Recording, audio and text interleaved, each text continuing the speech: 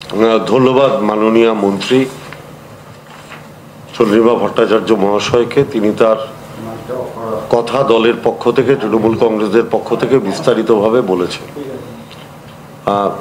এর সঙ্গে অতিরিক্ত দুটো কথা আপনাদের স্মরণ করিয়ে দিতে চাই।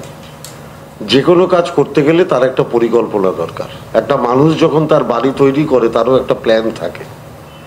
আমরা প্রথম দেখলাম যে ভারতবর্ষের একটা গুরুত্বপূর্ণ দপ্তর, স্বয়ংশাসিত সংস্থা নির্বাচন কমিশন, উইদাউট এনি প্ল্যানিং, নেই কোনো পরিকাঠামো, নেই কোনো প্ল্যানিং, কোনো ফিল্ড ভিত্তিক প্রস্তুতি, তারা এসআইআরটা জোর করে চাপিয়ে দিলেন। বাংলার মাননীয় মুখ্যমন্ত্রী মমতা বন্দ্যোপাধ্যায় এবং আমাদের দলের সর্বভারতীয় সাধারণ সম্পাদক সাংসদ অভিষেক বন্দ্যোপাধ্যায় বারংবার একটা কথা বলেছেন যে কাজটা 2 বছরের সেটা কি করে 2 মাসে করা সম্ভব, এবং এই কাজটা যদি পরিকল্পনা ভিত্তিক করতে হতো তাহলে অনেকগুলো পরিকল্পনা করার দরকার ছিল নির্বাচন কমিশনের। প্রথম কি, বিএলওদের সঠিক প্রশিক্ষণ দেওয়া। সেকেন্ড কি, অ্যাপের গ্লিচ এটা দূর করা। থার্ড কি ছিল, ইন্টারনেট সংযোগ নিশ্চিত করা। ফোর্থ কি ছিল, ভোটার তালিকায় অসঙ্গতি কোথায় কোথায় আছে সেটাকে মানে পুরোটাকে না দেখে তারা হঠাৎ করে জোর করে একটা চাপিয়ে দিতে চাইল। এর ফলস্বরূপ আমরা কি দেখলাম, যে সারা পশ্চিমবাংলার মানুষের মধ্যে একটা বিভ্রান্তি ছড়িয়ে গেল।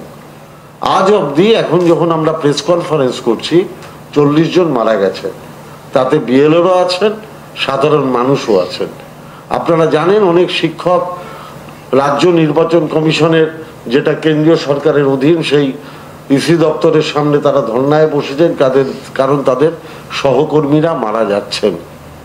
আমার বক্তব্য খুব পরিষ্কার, যে তৃণমূল কংগ্রেস যে কথাটা বারবার বলছিলেন, কিংবা সাংসদ অভিষেক বন্দ্যোপাধ্যায়ের নির্দেশে যে প্রতিনিধি দল কেন্দ্রীয় নির্বাচন কমিশনের কাছে গেছিলেন, তার কোনো সদুত্তর তো আমরা পাইনি, কিন্তু একটা রেজাল্ট আমরা পেয়েছি যে নির্বাচন কমিশনও বুঝতে পারছেন যে তারা কতটা নির্লজ্জভাবে ভারতীয় জনতা পার্টির হয়ে দালালি করছেন।